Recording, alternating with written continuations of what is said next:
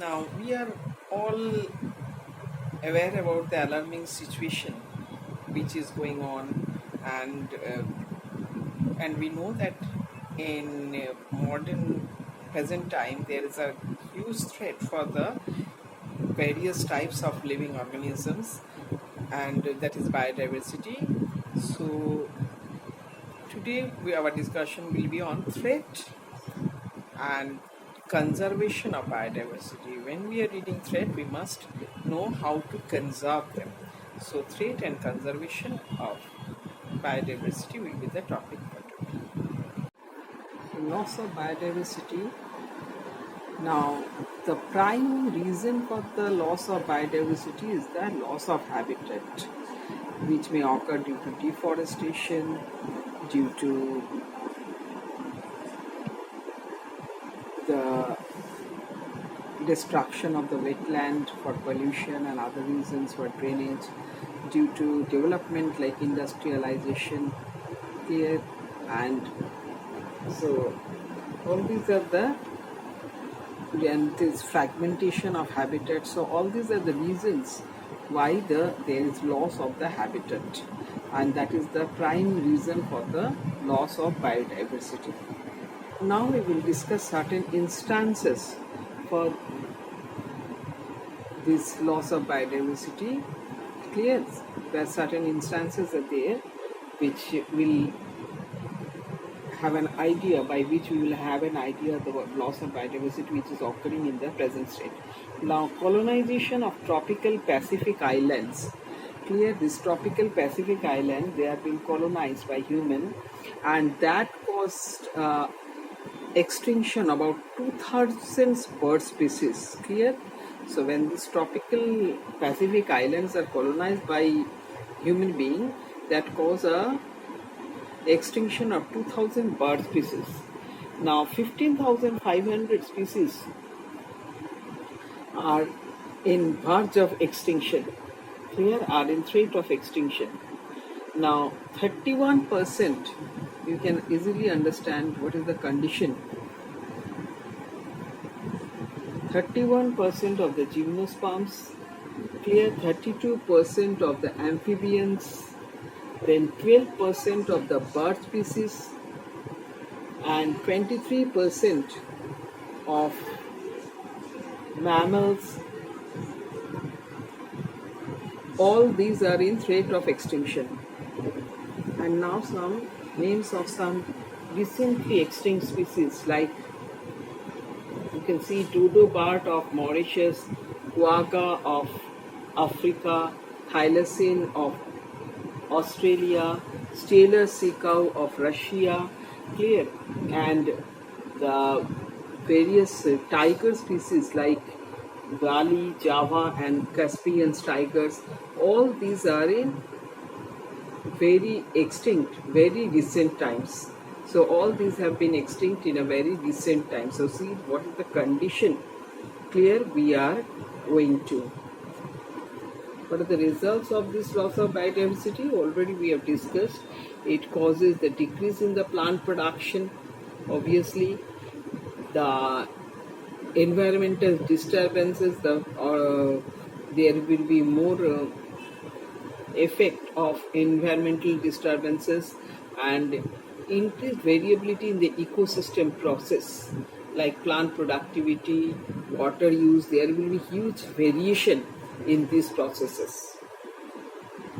So now it is the cause for the losses of this biodiversity.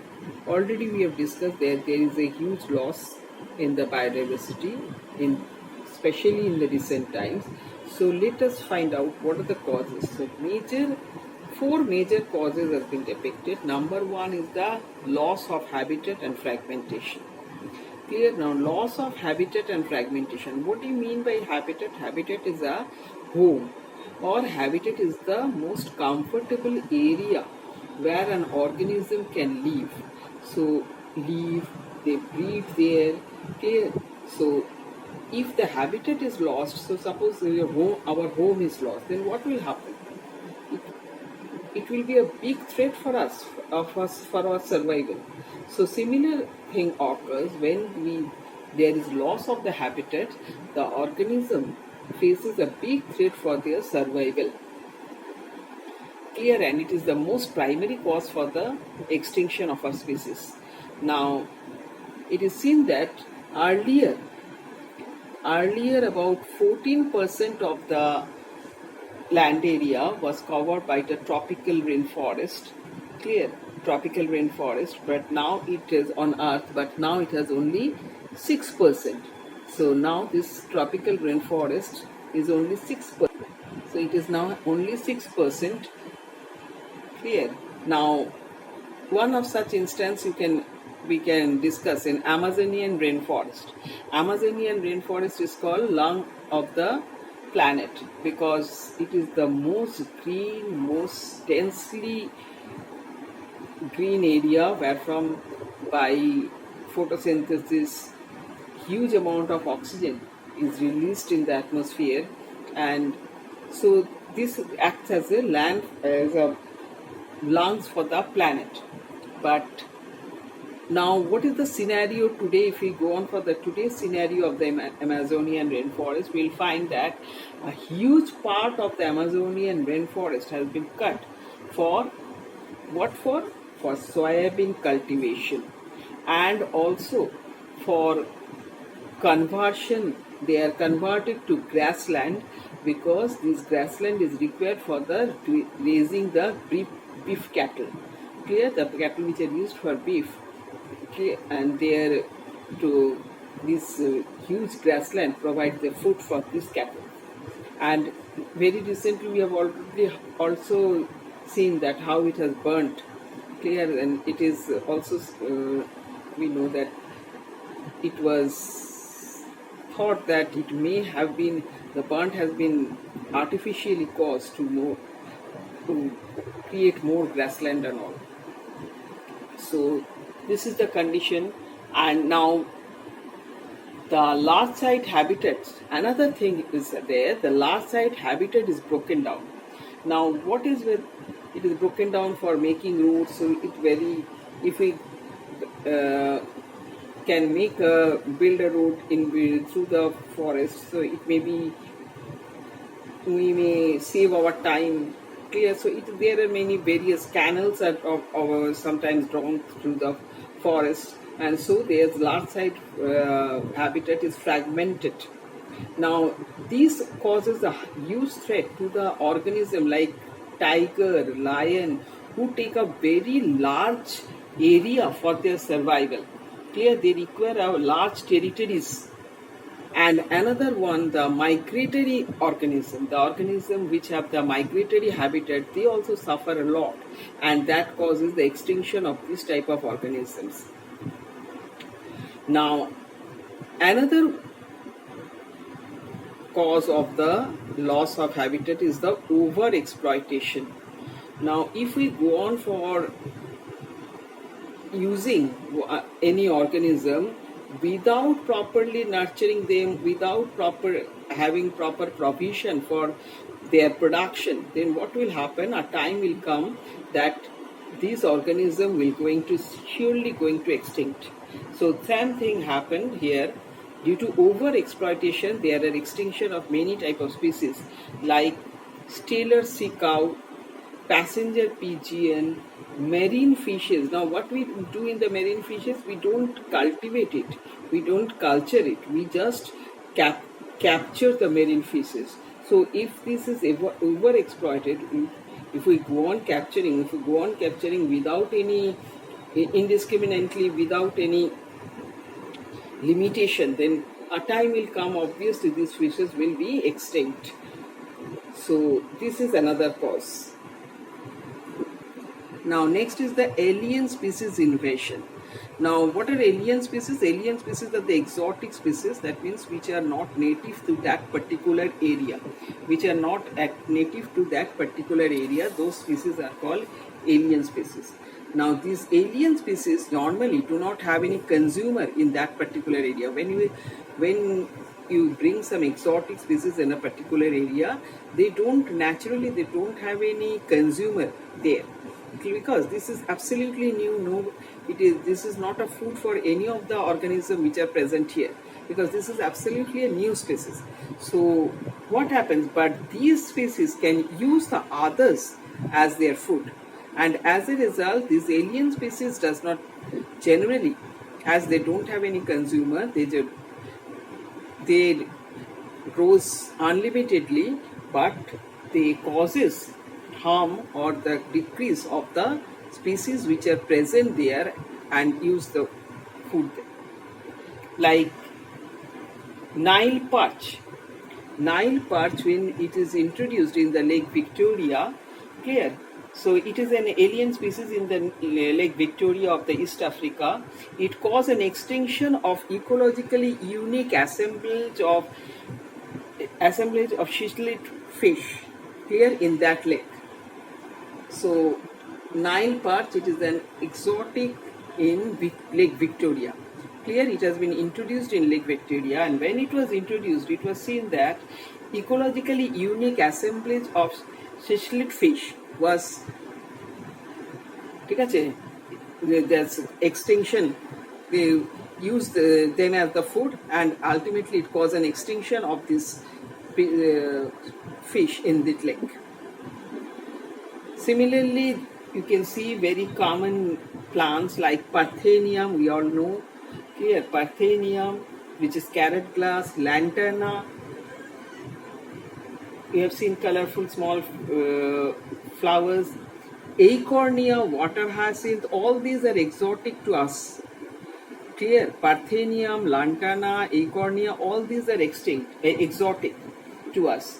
These are not indigenous. So when they are brought to our country and they cause a very major threat, this acornia when grows, it does not allow the native water plants to grow. Clear? It grows so vigorously that, and by vegetative propagation, and so the native organism becomes a very huge threat to the native organisms.